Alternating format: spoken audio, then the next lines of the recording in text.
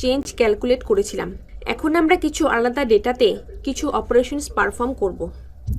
যেরকম স্ক্রিনে আমরা দেখতে পাচ্ছি আমাদের কাছে একটা এক্সেল শিট আছে যেখানে কিছু এমপ্লয়ীদের রেকর্ড আছে। সাপোজ আমাকে এদের সবার স্যালারি 2000 টাকা বাড়িয়ে নতুন একটা স্যালারি ক্যালকুলেট করতে হবে। সো আমি নিউ স্যালারি এই কলামটায় একটা ফর্মুলা দেব, ইকুয়াল টু আমার প্রিভিয়াস স্যালারি প্লাস 2000 রুপিস। যখনই আমি এন্টার প্রেস করব তখনই আমার নিউ স্যালারি ক্যালকুলেট হয়ে যাবে। এখন আমার এই এমপ্লয়েড স্যালারি ক্যালকুলেট হয়ে গেল, তাহলে একে ইজিলি ড্র্যাগ করে সবার মধ্যে অ্যাপ্লাই করতে পারি। তো সব এমপ্লয়ীদের স্যালারি 2000 রুপিস বেড়ে গেল, কিন্তু সাপোজ এখানে 2000 রুপিস ইনক্রিজ না হয়ে 2.1% হতো, তাহলে কি হতো? তো আমি এখনই এখানে একটা নতুন ফর্মুলা দেব, equal to previous salary into 2.1।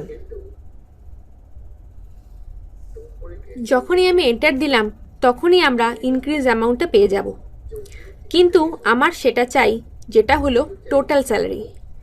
তো এখানে আমাদের প্রিভিয়াস স্যালারিটাও অ্যাড করতে হবে।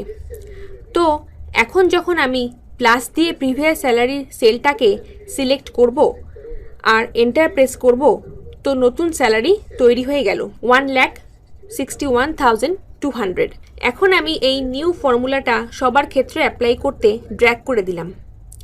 তো এটা হলো এদের নিউ স্যালারি, কিন্তু সাপোজ এই 2.1 চেঞ্জ হয়ে গেল 2.5, তাহলে তখন আমাকে সব কলামের ফর্মুলাতে গিয়ে সবার ক্ষেত্রে আলাদা করে 2.1টা চেঞ্জ করে 2.5 করতে হতো।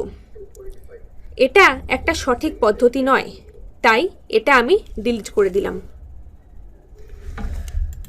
এখন আমরা আবার নতুন ফর্মুলা লিখব, যা হলো ইকুয়াল টু যা আমার প্রিভিয়াস স্যালারি ছিল তাতে ইনক্রিজ কতটা। যদি সাপোজ 2.5 হয় তাহলে আমি H1 সেলের ভ্যালুটা সিলেক্ট করব। ঠিক আছে, এখন আমি পেয়ে গেলাম কতটা অ্যামাউন্ট ইনক্রিজ হবে, প্লাস এখন আমি প্রিভিয়াস স্যালারি এতে অ্যাড করে দিলাম। তো নতুন স্যালারি আমার ক্যালকুলেট হয়ে গেল 1,82,000। এখন আমার ইনক্রিজ হলো 2.5। তো চলুন এবার ক্রস চেক করে নিই। যদি 2.1 ছিল তখন আমার স্যালারি আসতো 1,61,200, মানে আমার এইচ এর ভ্যালু অনুযায়ী এই ফর্মুলার চেঞ্জ এসে গেল। এখন আমি একে নিচে ড্র্যাগ করে দিচ্ছি, তো বিজয়ের স্যালারি ইনক্রিজ হলো, কিন্তু বাকিদের স্যালারিতে কোনো ডিফারেন্স এলো না। এরকম কেন হলো? কারণ এখন যদি আমরা মোহনের স্যালারিতে গিয়ে ফর্মুলা দেখি, তো ফর্মুলা দেখাচ্ছে E3 into H2 plus E3। E3 এর মধ্যে ভ্যালু আছে, কিন্তু H2 এর মধ্যে কোনো ভ্যালু নেই, এই কারণে কোনো চেঞ্জ এলো না।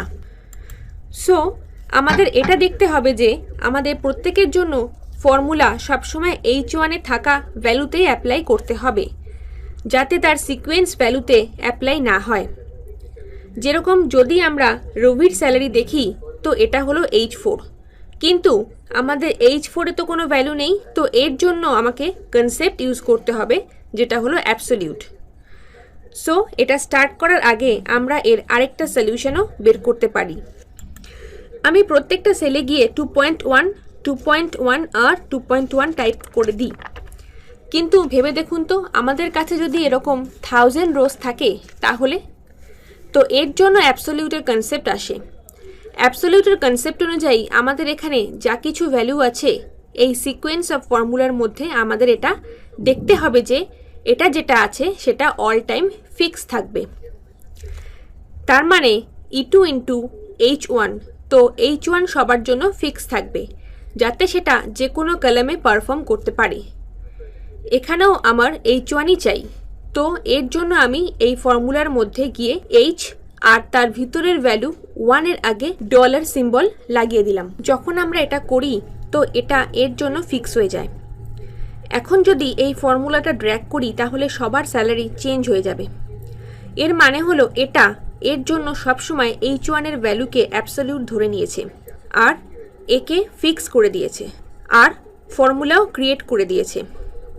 এই ফর্মুলা লেখার জন্য আমাদের কাছে আরও একটা পদ্ধতি আছে। যখনই আমি H1 এর পরে F4 প্রেস করব তো এক্সেল নিজে থেকেই ডলার ইনসার্ট করে দেয়, মানে এটা এই ভ্যালুকে অ্যাবসলিউট বানিয়ে দেয়। এখন যদি আমরা এই ফর্মুলাটা ফার্স্ট টাইম লিখি তাহলে সেটা এই ওয়েতে লিখব, ইকুয়াল টু আমার E2 এর ভ্যালুকে এতটা টাইম বাড়াতে হবে আর তারপর F4 যেটা আমার অ্যাবসলিউট হয়ে যায়, আর এর সাথে প্রিভিয়াস স্যালারিটা অ্যাড করে দিতে হবে। তো আমার নতুন ফর্মুলা ক্রিয়েট হয়ে যাবে আর এরপর আমরা সিম্পলি এটা সবার ক্ষেত্রে কপি করে দেব। সো এখানে আমার H1 এর ভ্যালু ফিক্স হয়ে গেছে, সেটা যত কলামস পর্যন্তই যাক না কেন।